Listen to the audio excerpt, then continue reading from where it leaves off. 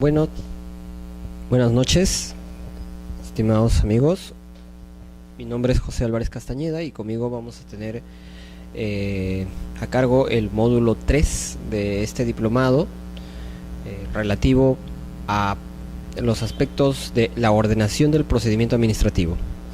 En esta primera sesión es importante tener en cuenta que el procedimiento administrativo se debe enfocar como una unidad, ¿ya?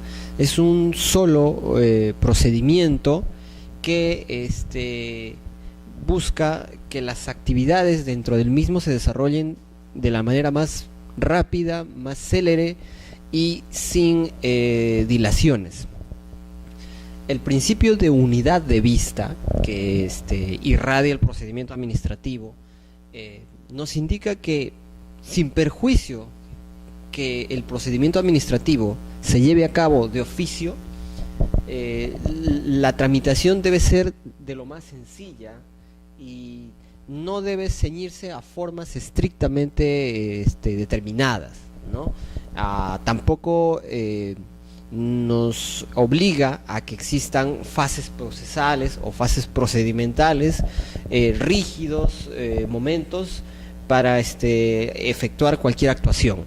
El caso, por ejemplo, de los procedimientos o procesos civiles, como ustedes tienen conocimiento, sí amerita que existan determinadas fases, toda vez que el proceso civil está regulado o se basa en algunos principios, ¿no? Entre ellos el principio de preclusión.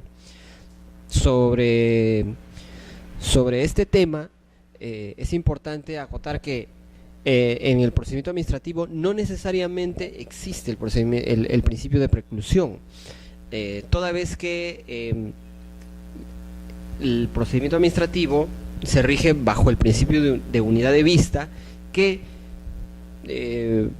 no obliga, o en todo caso no busca que existan formas determinadas ni etapas rígidas. Como decía, en el proceso civil, cuando un justiciable pretende retroceder o ingresar a una etapa anterior del proceso, no es posible, porque ya la etapa precluyó, ¿no? Entonces, y por tanto, si ya pasamos, por ejemplo, de la etapa de actuación de pruebas, ya por lo general no podré actuar pruebas en etapas posteriores, salvo algunas excepciones que determina la norma. No obstante, en el procedimiento administrativo no existe esa restricción o rigidez. Por tanto, el procedimiento es mucho más dinámico, no tiene tanta formalidad. Esto también es una expresión del principio de informalismo, y por tanto todas las actuaciones deben estar contempladas de manera un poco flexible, ¿no? Para decirlo así, salvo algunas excepciones que la ley expresamente haya establecido para algunos procedimientos especiales. Recordemos que el procedimiento administrativo en general está sujeto o está regulado por la ley 27.444, que es la ley del procedimiento administrativo general, y uno de los aspectos, de los aspectos principales o generales del procedimiento administrativo es precisamente la unidad de vista. Asimismo, otro de los principios que regula el procedimiento administrativo es el de impulso procedimental, por el cual la autoridad administrativa, aun sin pedido de parte, debe promover todo tipo de actuaciones necesarias para la tramitación del procedimiento, ¿no? Entonces, el procedimiento administrativo, por un lado, tiene que ser célere y sin formas determinadas, y por otro lado, la administración debe efectuar todas las actividades y actuaciones necesarias para que el procedimiento administrativo pueda lograr su finalidad. En este caso se habla de que debe actuar cualquier, por ejemplo, medio probatorio que sea necesario para resolver el procedimiento o lograr la finalidad del mismo, ¿no? Superar cualquier obstáculo que se oponga a regular la tramitación del procedimiento. Por ejemplo, quizá en un procedimiento administrativo se requiere para conocer, me pongo en un ejemplo, por ejemplo, estamos solicitando una licencia de funcionamiento. Entonces, cuando uno solicita una licencia de funcionamiento, la autoridad administrativa, en este caso la autoridad municipal, va a efectuar todas las actuaciones necesarias para lograr determinar si amerita conceder o no la licencia. Habrán casos sencillos que quizá con el derecho de petición se pueda otorgar la licencia automáticamente, por decirlo. Pero habrán casos un poco más complejos, o habrán situaciones en las que amerite quizá que la administración se constituya en el lugar y efectúe una inspección. Entonces, para determinar, por ejemplo, si el rubro o la actividad que se pretende desarrollar y por la que se solicita una licencia es una actividad que está acorde con la zonificación, que de repente se trata de una actividad lícita, ¿no? Entonces, de repente la municipalidad o la autoridad municipal puede constituirse en el lugar y efectuar alguna diligencia que considere pertinente, sin que haya sido solicitada por la parte solicitante, ¿no? Entonces, eso es importante tener en cuenta. Así también podría tratarse de una denuncia administrativa, ¿no? Una denuncia que se haga en cualquier entidad administrativa y que se tramite a través de un procedimiento de esta naturaleza. La autoridad administrativa podrá disponer una serie de diligencias, ¿no? Citar a las partes, solicitarles un informe oral, podrá hacer inspecciones, podrá disponer pericias, una serie de actividades que pueda realizar a fin de determinar o lograr la finalidad del procedimiento, ¿no? A veces el usuario o el administrado, cuando se presenta a la administración pública, no necesariamente invoca la norma jurídica aplicable a su caso, ¿no?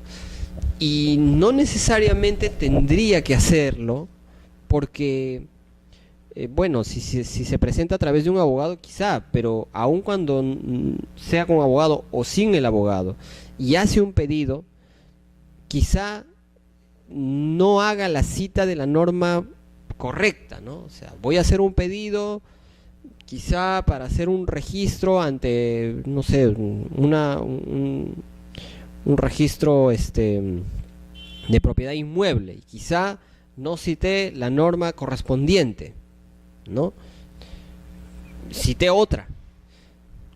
Sin embargo, eso no puede ser un óbice para que la autoridad administrativa deniegue mi pedido y me diga, oye, has citado la norma que no corresponde, vuelve a efectuar tu pedido, subsánalo. No, porque simplemente, como decíamos en la anterior lámina, el principio de unidad de vista implica que no deba haber excesivas formalidades. Tan es así que en la vía administrativa o en los procedimientos administrativos no se requiere necesariamente la firma de un abogado o de algún profesional en materia jurídica. Por tanto, si es que no se invocó la norma correcta, por el principio de impulso del procedimiento, la autoridad administrativa tendría que citarla o encauzarla, ¿no? No se citó la norma correcta, pues la autoridad encausa el procedimiento, lo cual no sucede muchas veces en un proceso civil, ¿no? Porque el juez podría requerir o podría declarar inadmisible la demanda, ¿no?, a efectos de que se corrija una situación de esta naturaleza. También podría suceder cuando no se cite la norma, ¿no? Así como se hace una cita errónea, también puede hacer que no se cite la norma. Por tanto, será la administración, será la autoridad administrativa o la autoridad que esté a cargo de la instrucción del procedimiento la que se encargue de adecuar el pedido a la norma correspondiente. Tampoco puede permitirse que en el procedimiento administrativo exista demoras, ¿no?, o situaciones que entorpezcan las diligencias, ¿no? No puede dilatarse un procedimiento por meras formalidades, ¿no? A veces en el Poder Judicial, ¿no?, en algunos procesos judiciales, muchas veces hay actividades que el juez no realiza, ¿no? Simplemente dispone que los justiciables, las partes, sean quienes acudan al juzgado o a la secretaría del juzgado y de alguna manera contribuyan a que se realicen ciertas actuaciones, ¿no? Ejemplo de los exhortos, ejemplo de el armado de cuadernos cautelares, ¿no? Entonces, por lo general, a veces el administrado tiene que, pero en este caso, el justiciable tendría que ir al juzgado o a la secretaría del juzgado para tener que agilizar el procedimiento pagando, por ejemplo, copias, ¿no? Pagando por determinadas copias, enviando el exhorto, ¿no? No obstante, en la vía administrativa, si el administrado quizá no lo hace, la administración no puede permitirse esperar o paralizar el procedimiento por esta situación, ¿no? Tampoco por situaciones formales, ¿no? Otro aspecto que es importante indicar es que en el procedimiento administrativo también es posible la aplicación de medidas cautelares. Las medidas cautelares tienen por finalidad evitar algún riesgo, el riesgo de que la decisión final no llegue a ser eficaz, ¿no? Es posible que en un procedimiento administrativo se tenga una cierta certeza, cierta verosimilitud del derecho que se invoca, por lo tanto, y además algunos indicios de que posiblemente haya en el caso alguna situación que amerite que el daño o alguna situación se torne riesgosa. En estos casos, por ejemplo, la autoridad administrativa puede o está facultada a dictar medidas cautelares, ¿no? Estas medidas cautelares se pueden dictar iniciado el procedimiento o en cualquier momento, porque recordemos que no existen fases preclusivas, como decíamos anteriormente. Entonces, en la medida que la autoridad competente tenga elementos de juicio suficientes, puede adoptar provisionalmente alguna medida cautelar para que se garantice el resultado de algún procedimiento, ¿no? Por ejemplo, para poner un caso en materia de tutela del consumidor, los procedimientos ante las instancias del INDECOPI, como por ejemplo ante la Comisión de Protección al Consumidor, sobre un padre de familia que hace o pone en conocimiento de la autoridad administrativa que el centro educativo se niega a recibir a su menor hijo en el centro educativo para rendir exámenes. Entonces, las normas establecen que el centro educativo no puede impedir que un alumno rinda sus exámenes o ingrese al centro educativo, y no hay justificación para ello. La única en estos casos muchas veces los centros educativos lo pueden hacer porque de repente el padre de familia no pagó la pensión. Entonces una práctica a veces es que el centro educativo niegue al educando entrar al centro educativo y no pueda rendir exámenes. Entonces en esos casos, ¿no? La denuncia que se presente ante la autoridad administrativa, en este caso la Comisión de Protección al Consumidor, podría ir acompañada de una solicitud de medida cautelar. Porque si bien es cierto, la Comisión de Protección al Consumidor iniciará un procedimiento administrativo sancionador y podrá sancionar al responsable, en la etapa inicial no tenemos la certeza total de esa presunta infracción.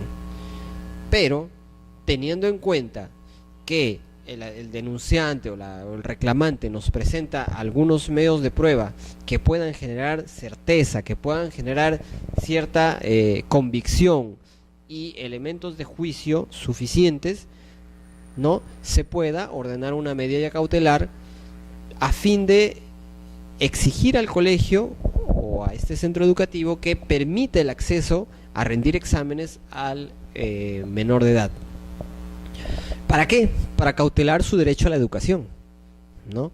De lo contrario, mientras dure el procedimiento administrativo, puede ser que ya pasaron los exámenes, puede ser que el niño ya repitió el año, ¿no? Puede pasar muchas cosas. Entonces, tratándose de cautelar el derecho a la educación y el interés superior del niño y del adolescente, en esta situación, por ejemplo, se podría interponer una medida cautelar, se podría solicitar esta medida cautelar y la autoridad administrativa podría dictarla, ¿no? Siempre que exista una decisión motivada, por cierto, ¿no? A través de una resolución y que existan elementos de juicio suficiente que, como en el proceso civil, sería pues una cierta verosimilitud del derecho invocado.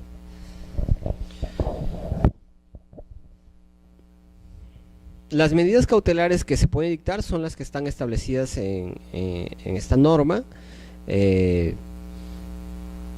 y la idea es que la decisión final sea eficaz. Hay un tema que es importante tener en cuenta. En el procedimiento administrativo se pueden plantear distintas cuestiones, distintos aspectos, ¿no? Siguiendo el ejemplo de la denuncia que se efectúa hacia la autoridad de consumo contra un centro educativo, ¿no? Se podría estar denunciando que el centro educativo no permite el acceso del menor de edad al plantel a rendir exámenes por el simple hecho de que el padre no pagó la pensión. También el denunciante en este caso ha planteado, supongamos que planteó también una medida cautelar, que se ordene una medida cautelar, ¿no? Justo la que estábamos comentando. Y también podría estar planteando otros aspectos, ¿no? O sea, además podría, como accesorio, podría estar planteando, como un tema accesorio, podría estar planteando que solicita que se le tome los exámenes, ¿no? Podría estar planteando un pedido de costas y costos, una serie de pedidos adicionales accesorios que puede plantear, y la norma nos indica que en estos casos estos no suspenden el avance del procedimiento. Para comenzar, la medida cautelar no lo suspende, ¿no? De manera que si la autoridad administrativa ordena ordena una medida cautelar, y si esta medida cautelar es impugnada, esta impugnación es con efecto sin efecto suspensivo.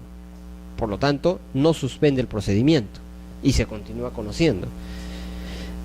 De igual manera, se puede estar planteando también que el colegio está cobrando importes por concepto de rifas, aparte de la pensión. Es un tema distinto a lo que ya se planteó, pero es otro tema. No quiere decir que la administración le va a decir, o bueno, va a informar al administrado que, bueno, mientras conozco el tema de del ingreso al menor, no conozco el otro tema. Simplemente los dos temas pueden caminar juntos y se puede pronunciarse sobre ambos, ¿no? Entonces, estos temas deben ser resueltos en la resolución final, salvo disposición expresa, ¿no? Puede ser que durante el procedimiento se planteen muchos aspectos, ¿no? Imaginemos que se está planteando hacer una pericia psicológica al menor. La administración en este caso también tiene la posibilidad de rechazar planteamientos distintos al asunto principal, ¿no?, que a criterio del instructor no se vinculen a la validez del acto procedimental. Me pongo a pensar que para determinar la presunta infracción, en este caso denunciada, no sería muy relevante hacer una pericia psicológica al menor, porque lo que se busca demostrar en este procedimiento administrativo solamente sería que si es verdad que el colegio está impidiendo al menor de edad ingresar al plantel. Para ello, el mejor, o en todo caso, un medio probatorio que sería idóneo para determinar esto, podría ser que la autoridad administrativa efectúe una diligencia de inspección y se constituye en el local del plantel y pueda cerciorarse, comprobar in situ si efectivamente no se deja ingresar al menor de edad al centro educativo para rendir exámenes. Entonces, bajo este esquema y teniendo en cuenta lo que se está denunciando, no sería necesario hacer una pericia psicológica, por ejemplo, ¿no?, porque no viene al caso. Y por tanto, la autoridad administrativa se reserva el derecho a rechazarla, puede rechazarla. Más aún si no se vinculan a los actos procedimentales que en este caso ameritan, ¿no? Ahora, pueden haber actos que sean conexos, ¿no? Hablábamos que también en esta denuncia se pudo haber planteado una medida correctiva, ¿no?, un pedido de costas y costos. Aún cuando hemos dicho que estos pedidos no detienen el procedimiento y que se deben resolver en la resolución final, esto no quiere decir que deban ser rechazados de plano. Aquí en este caso no, porque como son conexos a la pretensión principal, en estos casos sí pueden ser no deben ser rechazados en todo caso, ¿no? Solo se debe rechazar aspectos que no tengan nada que ver con el procedimiento, ¿no? Pueden rechazarse de plano, pero ya en la resolución final.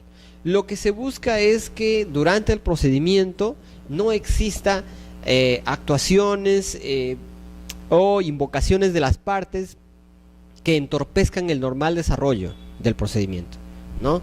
Es decir, actuaciones que a veces se presentan solamente para dilatar. Entonces, de manera que quizá el administrado podría decir, bueno, si pido una pericia psicológica quizá pueda dilatar un poco el procedimiento. Sin embargo, lo que el procedimiento administrativo busca es que estas pretensiones accesorias que no son conexas puedan ser planteadas, rechazadas en la resolución final también, ¿no? Ahora, ¿qué pasa si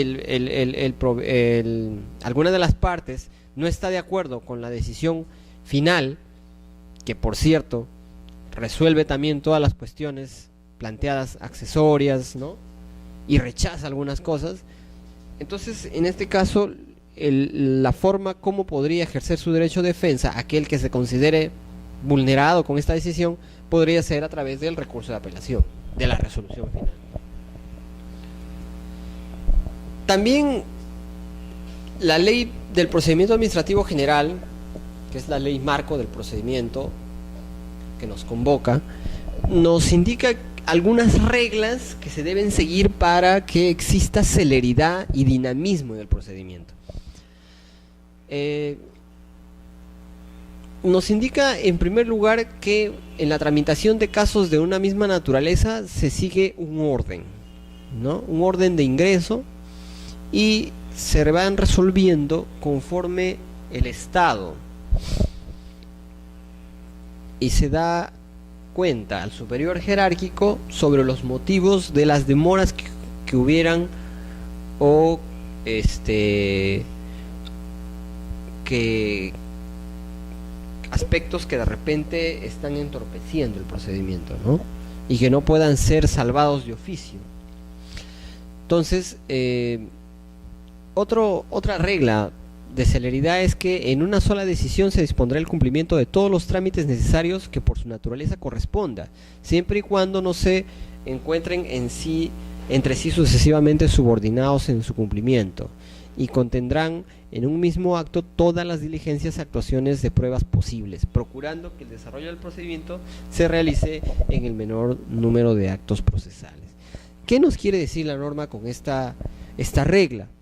Que cuando se inicia un procedimiento administrativo, ya sea trilateral, sancionador, de diversa índole, en la primera oportunidad que tenga la administración, deberá establecer todas las diligencias que va a desarrollar durante el procedimiento.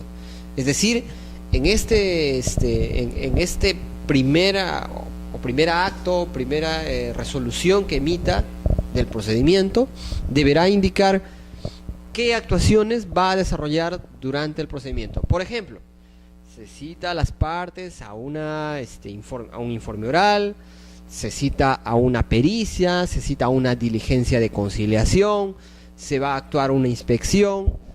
Entonces, la idea es que se reúna en un solo acto una serie de disposiciones que van a desarrollarse durante el procedimiento. ¿Por qué? Por un principio de celeridad y de economía procedimental. En ningún caso podrá afectarse la tramitación de los expedientes o la atención del servicio por ausencia ocasional o no de cualquier autoridad. Simplemente lo que nos quiere decir la norma en este caso es que la persona o funcionario, servidor público a cargo de un expediente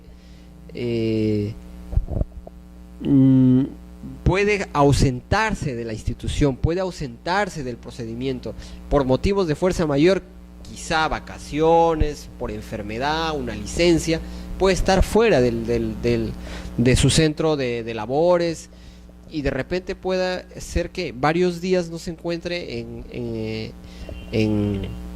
laborando, pero eso no significa que el procedimiento queda paralizado, ¿no? Para ello, la ley del procedimiento administrativo general establece una serie de mecanismos para evitar que el procedimiento o los trámites administrativos se paralicen, ¿no? Entonces, por eso la norma nos habla que cuando haya situaciones de licencia, vacaciones u otros motivos temporales permanentes que hagan que el colaborador, servidor público se aleje de su trabajo, tienen que entregar a quien lo sustituya o a un superior jerárquico los documentos del expediente a su cargo. Para este caso existe pues las figuras de la suplencia, de la encargatura, ¿no? Hay diversas modalidades para encargar la tramitación de los procedimientos a otro servidor público, o en todo caso o al superior. Otra regla de la celeridad en los procedimientos administrativos nos indica que cuando sea idéntica la motivación en varias resoluciones, se podrá usar medios de producción en serie siempre que no lesione las garantías jurídicas de los administrados. Sin embargo, se considera cada uno como acto independiente. Ejemplo: tenemos un procedimiento en el que varias personas han hecho la misma petición. Imaginemos que en un edificio o en un inmueble, ¿no?, varios propietarios o copropietarios, ¿no?, desean hacer diversos pedidos a la municipalidad, ¿no? Los pedidos son, por ejemplo, que les autoricen ciertas licencias para determinados negocios, quizá, ¿no?, o para algunas actividades comerciales en el mismo inmueble, en el mismo edificio, por ejemplo. Entonces, de repente son 5 copropietarios que solicitan una licencia de funcionamiento para determinada actividad, y la actividad es para la misma no sé, pues la misma actividad comercial, que es muy parecida en todos los casos, y que la municipalidad va a utilizar la misma motivación, ¿no? O sea, va simplemente a verificar que en todos los casos es parecido el motivo por el que corresponde otorgar o denegar la licencia. Para estos casos, por ejemplo, la municipalidad o la autoridad municipal en este caso podría establecer un formato o un modelo de una disposición, una resolución que pueda definir en un solo documento todos los pedidos, ¿no? Por tanto, podrá utilizar producción en serie, ¿no? O sea, varios pedidos en uno solo se canalizan porque es la misma motivación, ¿no? La autoridad competente para impulsar el procedimiento puede encomendar a algún subordinado inmediato la realización de las diligencias específicas de impulso o solicitar la colaboración de otra autoridad para su realización. En los órganos colegiados, dicha acción debe recaer en uno de sus miembros. Por lo general, no siempre la autoridad administrativa, como decíamos hace un momento, puede tener la capacidad, ¿no? Si hablamos de un órgano o una autoridad administrativa unipersonal, por ejemplo, un director, él mismo no puede desarrollar muchas actividades pues en un día, ¿no? Entonces no podría estar desarrollando todas las actividades que necesariamente ameritan su cargo, no necesariamente. Habrá actividades que puede delegar, habrá situaciones, habrá diligencias propias del cargo que podrá delegarlas en algún subordinado. Me refiero, por ejemplo, que es necesario que el director de educación o el director de alguna UGEL tenga que constituirse en algún colegio para hacer alguna verificación in situ. De repente, por temas de su misma agenda, no puede hacer esta visita en 10 colegios a la vez, ¿no? Entonces va a necesariamente requerir el apoyo, ¿no?, de algún subordinado que pueda hacer estas actividades en su representación, ¿no? Entonces no hay motivo para que el procedimiento se paralice, ¿no?, o ya sea por ausencia del funcionario, del servidor, o por simplemente porque no le da el tiempo, ¿no? Quizá no puede, el funcionario no puede estar en todas partes, no puede estar en varias diligencias al mismo momento, ¿no? Entonces, por tanto, podrá delegar en sus subordinados la realización de alguna actuación. Me imagino, por ejemplo, el caso de Sutran. Sutran, como supervisor del tema de transporte, me imagino que hay una situación en la que necesita el director de algún área hacer operativos, y en un operativo ustedes saben que las diligencias se desarrollan en terminales, ¿no?, en la vía pública, y de repente este director que tiene las facultades para hacer esta diligencia no tiene el tiempo para hacerlas todas las diligencias en una mañana o en un día, no se abastecería. Entonces quizá él, con la investidura que tiene, puede delegar en sus subordinados realizar las diligencias de inspecciones, ¿no?, necesarias, habiendo previamente él autorizado, ¿no?, y no habría inconveniente de que se lleven a cabo estas actuaciones, ¿no? En el caso de órganos colegiados, en la medida que son más de uno, las diligencias no solamente podrían ser desarrolladas por el inferior, ¿no?, o sea, por el subordinado, sino también podría hacerlas algún miembro del colegiado, ¿no? Hace un momento hablábamos que se podía resolver en un solo acto varias peticiones, siempre que tengan una motivación muy similar. También es factible que si existen ciertos casos, ciertos procedimientos, ciertas solicitudes hacia una misma autoridad administrativa, ¿no? Y que todas entre sí guarden conexión, es factible que la autoridad administrativa pueda acumular estos expedientes en uno solo y resolverlos en un solo procedimiento, ¿no? Entonces, siempre y cuando, repito, exista conexión, ¿ya? Tiene que existir conexión entre estos casos para que la autoridad administrativa pueda acumularlos. Es muy similar a lo que se presenta en el derecho civil o el derecho procesal civil.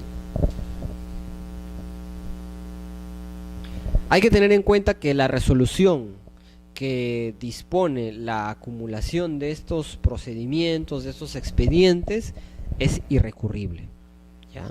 Es una situación de mero trámite, una resolución que no es factible de ser apelada.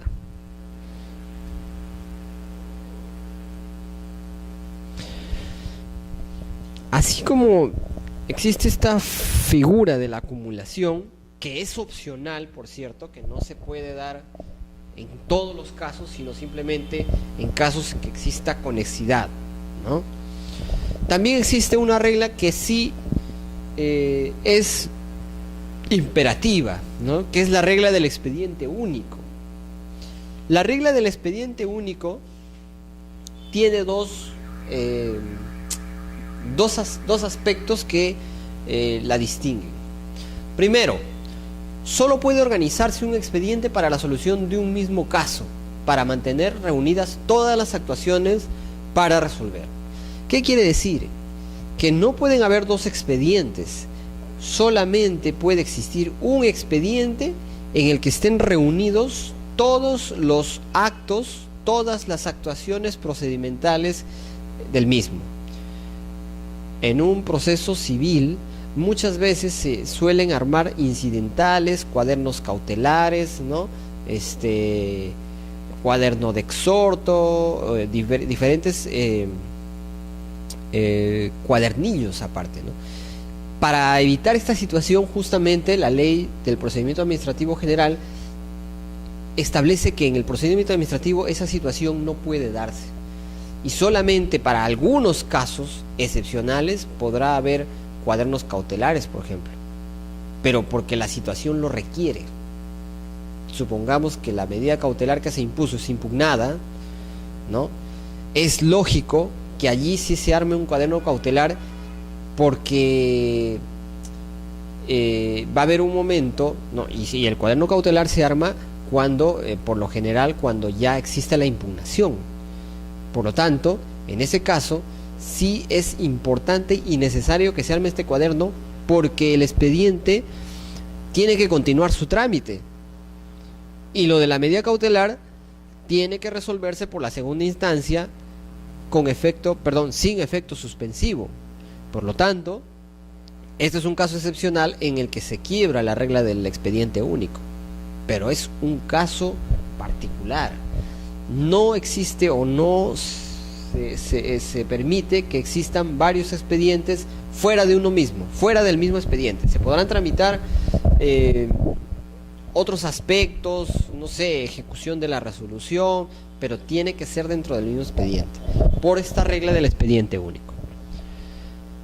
De manera que cuando se trate de una solicitud referida a una sola pretensión, se tramitará en un expediente único e intervendrá y resolverá una autoridad que recabará de los órganos o demás autoridades los informes, autorizaciones, acuerdos que sean necesarios, sin perjuicio del derecho de los administrados a instar por sí mismos los trámites pertinentes y a aportar los documentos pertinentes, ¿ya? Entonces es importante esta regla del expediente único. El expediente no se puede dividir, ¿no? De manera que cuando hay una apelación también de la resolución final, el expediente sí va, allí sí va con efecto suspensivo, porque todo el expediente, con todas sus actuaciones y recaudos, va a la segunda instancia para que sea revisado. Hay un tema importantísimo. Recordemos que muchas veces en un para hacer un paralelo, un símil, ¿no? Siempre se ha escuchado que muchas veces en procesos civiles, ¿no? En procesos judiciales, se suele dar la situación de la pérdida de documentos, el extravío de documentos. Y muchas veces se ha atribuido esta situación a que los expedientes en un juzgado no suelen ser resguardados con el debido celo. Es decir, que si un administrado, o perdón, en este caso sería una de las partes de un proceso judicial, solicita unas copias o quiere alguna pieza procesal, el secretario o el personal del juzgado, de la secretaría, muchas veces le prestan el expediente.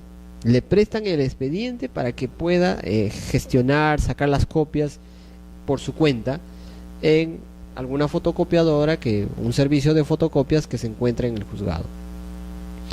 Este tipo de prácticas muchas veces generan que algunas piezas del expediente sean afectadas, mutiladas o extraviadas, ¿no? Entonces, para evitar esta situación, la Ley del Procedimiento Administrativo General establece un principio de intangibilidad del expediente. ¿Y qué nos dice este principio que aporta el derecho procesal administrativo? Nos indica que los desgloses pueden solicitarse verbalmente y son otorgados bajo constancia del instructor y del solicitante, indicando la fecha y folios, dejando una copia autenticada en el lugar correspondiente con una foliatura respectiva. Ninguna pieza procesal del expediente puede salir. O sea, puede salir del expediente sin justificación alguna. El expediente no puede ser mutilado, ni puede tener piezas que no existan en su lugar. Todo el expediente tiene que estar completo, foliado, ¿no? Y por tanto, si alguna de las partes requiere algún documento original que se encuentra en el expediente, puede solicitar el llamado desglose. Y el desglose se otorga sin más trámite, se procede al desglose, porque puede ser incluso, la norma nos dice, solicitado verbalmente. Por tanto, el desglose de un documento se hace bajo constancia. ¿Qué quiere decir? Que el instructor o la persona o el funcionario encargado del procedimiento a cargo del expediente tiene que dejar constancia que, si bien es cierto el documento original ya no se encuentra, ello se debe a un desglose solicitado por el administrado y se está dejando copias autenticadas en el expediente para determinar y saber que allí hubo este documento. De lo contrario, no puede salir ni una pieza procesal del expediente. No puede existir un desorden en el expediente, ni puede haber mutilación, no puede estar rayadas las hojas, no pueden haber... Lo que se busca es que exista un orden y un cuidado del expediente, ¿no? No se puede rayar los folios del expediente. Si un expediente se extraviara, la administración tiene la obligación bajo responsabilidad de reconstruir el mismo. Independientemente de la solicitud del interesado, para tal efecto se aplicarán en lo que fuera aplicable las reglas contenidas en el artículo 140 del Código Procesal Civil.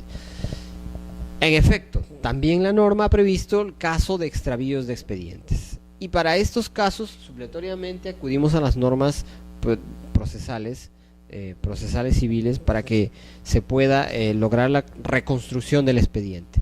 No obstante, la norma hace la salvedad que podría incurrir en responsabilidad el funcionario que tuvo a su cargo el expediente. Al margen de que tenga la obligación de reconstruirlo, puede incurrir en responsabilidad administrativa por este hecho.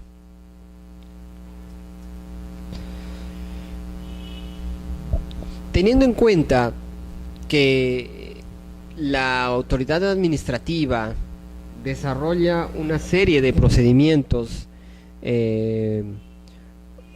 y que dentro de estos se dan una serie de actuaciones, ¿no? Como por ejemplo, va a una inspección el funcionario, el servidor público respectivo y puede recabar testimonios de alguna de las partes, y eso se deja constancia en un acta. Entonces, las declaraciones de los administrados, testigos, peritos y las inspecciones serán documentadas en un acta. Una inspección que se lleve a cabo tiene que dejarse constancia en un acta, y esta acta debe seguir algunas reglas, ¿no? Como decíamos, el procedimiento administrativo no está previsto de muchas formalidades, y estas formalidades, estas reglas que acá se dicen, son mínimas, simplemente para dejar constancia. Por ejemplo, se debe indicar el lugar, la fecha, nombre de los participantes, el objeto de la actuación y otras circunstancias relevantes, debiendo ser formulada, leída y firmada inmediatamente después de la actuación por los declarantes, la autoridad administrativa y por quienes participen o quisieran hacer constar su manifestación. Cuando las declaraciones o actuaciones fueren grabadas por consenso entre la autoridad y los administrados, el acta puede ser concluida dentro del 5º día del acto y, de ser el caso, antes de la decisión final. ¿Ya? Es factible que en una diligencia de inspección o una diligencia de toma de declaraciones, la administración pueda grabar, ¿no? También, aparte de dejar constancia por escrito, también puede utilizar un medio electrónico para poder hacer la grabación y dejar constancia, siempre y cuando también este documento, me refiero al soporte que contiene la grabación, deba ser incorporado al expediente como una pieza procesal más. La queja por defectos de tramitación. Es importante que, así como la norma exige que el procedimiento administrativo sea dinámico, célere, que no esté sujeto a dilaciones o a formalidades excesivas o a fases rígidas, también se establezcan algunas garantías que cautelen que el procedimiento efectivamente va a tener esa característica. En ese sentido, la norma ha previsto que el administrado pueda hacer valer sus derechos a través de la queja por defectos de tramitación. Es importante señalar que la queja no es un recurso, no es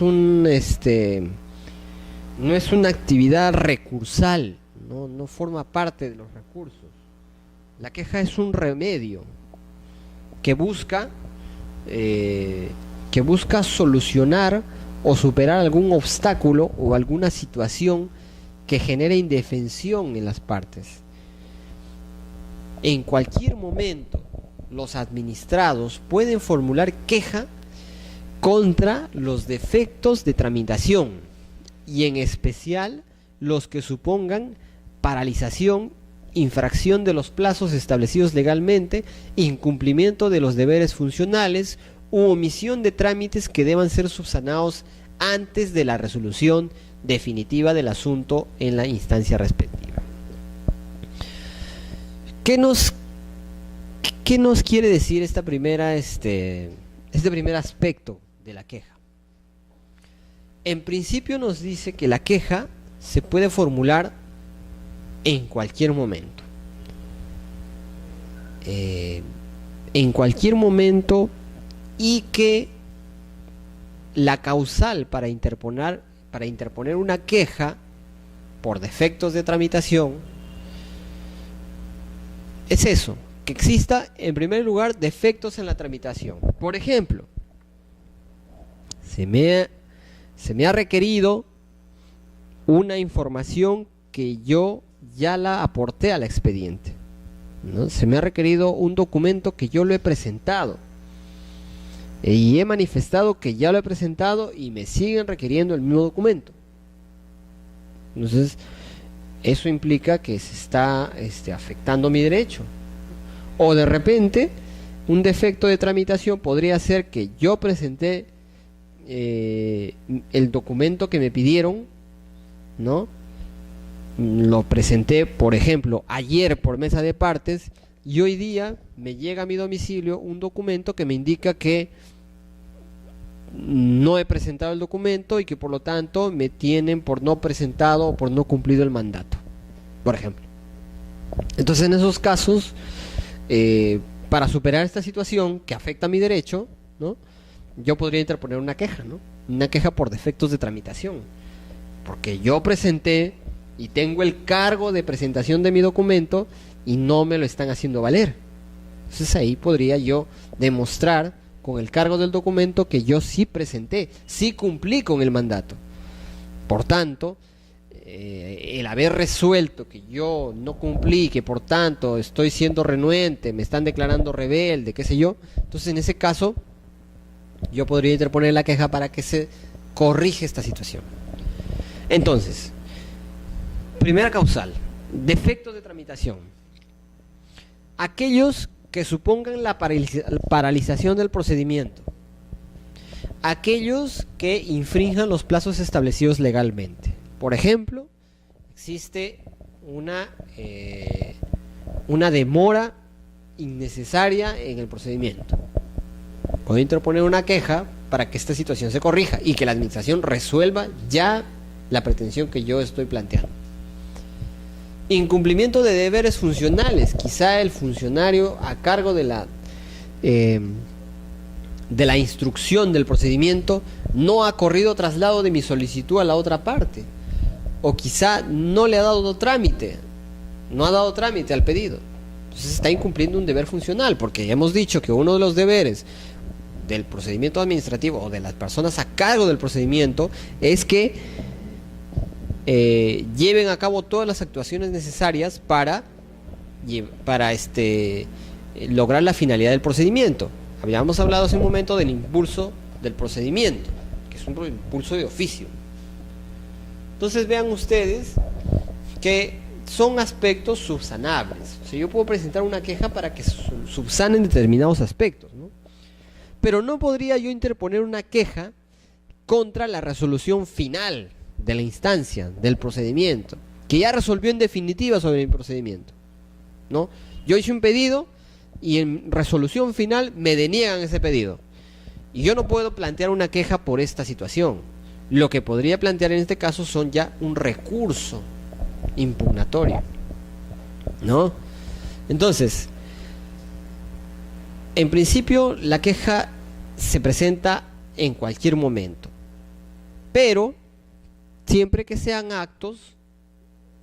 defectos de tramitación que incurren en las causales que ya hemos mencionado y que puedan ser subsanables antes de la emisión de la resolución definitiva, ¿no? Porque si ya se resolvió el asunto y ya emitió una resolución final, ya no podré interponer una queja. Tendré que interponer un recurso de apelación y en ese recurso de apelación podría yo manifestar todos los aspectos que durante la instrucción del procedimiento no me fueron favorables. Oiga, señor, yo pedí una testimonial, no me la aceptaron. Apelo y en la apelación yo cuestiono ese aspecto. Pedí una actuación determinada de pruebas y no la aceptaron. En la resolución final yo haré valer ese derecho. Se presenta ante el superior jerárquico de la autoridad que tramita el procedimiento, citándose el deber infringido y la norma que lo exige. En este caso lo que nos está diciendo la norma es que el que va a resolver la queja no es el funcionario quejado, sino su superior.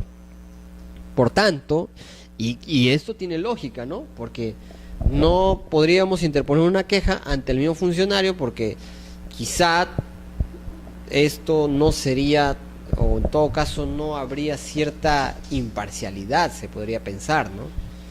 Por lo tanto, la queja debe ir ante el superior. El superior será quien tramite la queja y la resuelva, ¿no?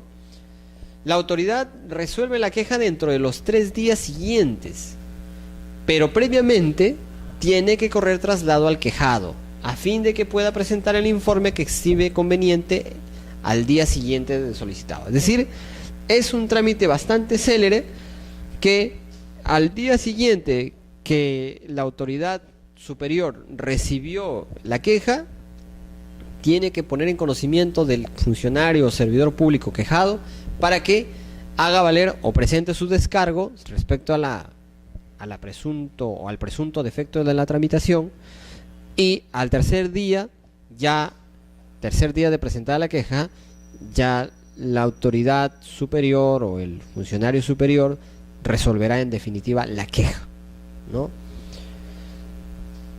En ningún caso se suspenderá la tramitación del procedimiento en que se haya presentado la queja y la resolución será irrecurrible.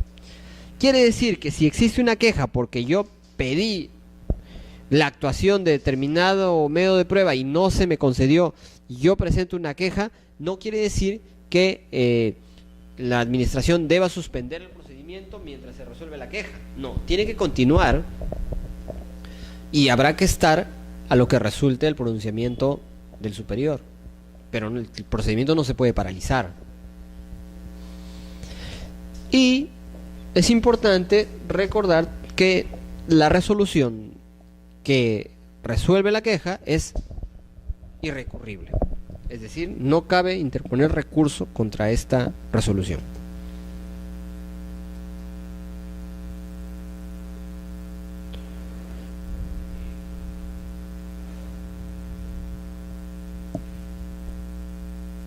Otro aspecto importante a tener en cuenta respecto a la queja por defectos de tramitación es que la autoridad que conoce la queja puede disponer motivadamente que otro funcionario de similar jerarquía al quejado asuma el conocimiento del asunto. Esto se da en situaciones quizá un poco ya más extremas, ¿no? O sea, cuando el funcionario superior que va a resolver la queja detecta o se percata que hay alguna situación que puede generar cierta, digamos, falta de imparcialidad por parte del funcionario quejado, podría disponer que otro funcionario, ¿no?, de similar jerarquía asuma el procedimiento. ¿Para qué? Justamente para cautelar la imparcialidad, ¿no?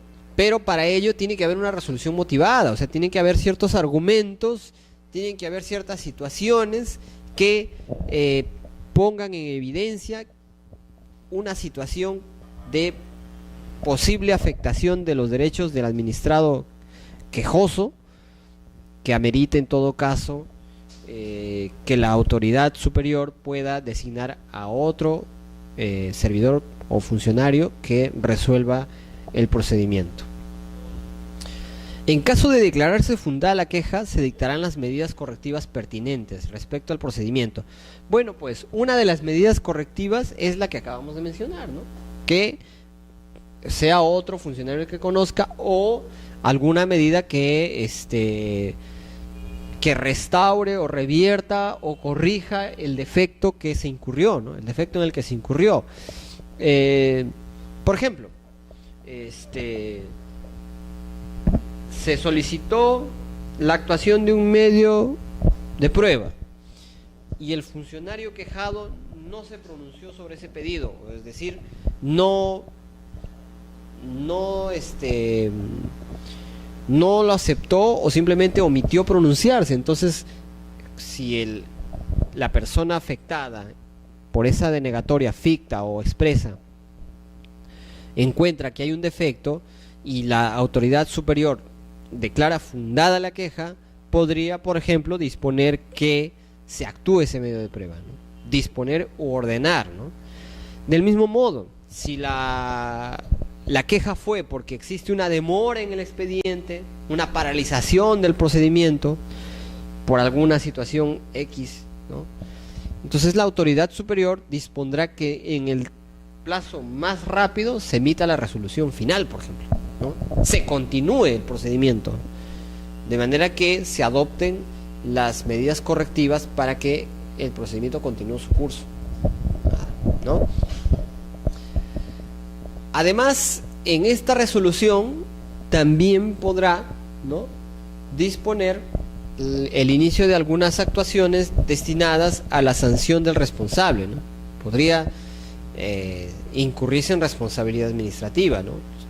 Al haberse detectado un error, un defecto en la tramitación del procedimiento, no solamente se puede solicitar, o en todo caso la autoridad que conoció la queja puede disponer u ordenar que se corrija dicha situación, sino también puede iniciar las acciones para sancionar al responsable, ¿no? En este caso, al servidor responsable del procedimiento, a quien esté a cargo o haya tenido injerencia o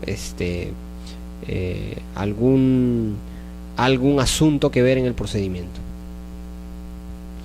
Eso es todo en cuanto a la sesión de hoy. Les agradezco mucho su tiempo y nos vemos en la siguiente sesión. Muchas gracias.